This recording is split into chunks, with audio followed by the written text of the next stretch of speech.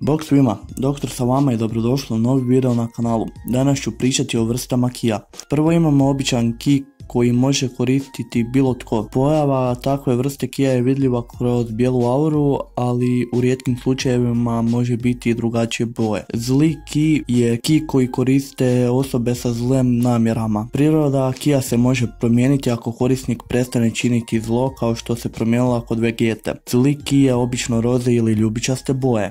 Božji kij je posebna vrsta kija koju koriste božanska bića. On je puno jači od običnog kija, ali velike količine običnog kija može savladati božanski kij, kao što je slučaj sa Džirenom. Božji kij mogu osjetiti samo korisnici božjega kija, izgled aure je drugačiji od korisnika do korisnika. Zli božji kij to je kombinacija zlog i božjeg kija u jednom. Poznati korisnici tog kija su budući Zamasu i Black Goku. Aura im je crna. To je to od ovog videa, nadam se da vam se svidio, a mi se vidimo u idućem videu.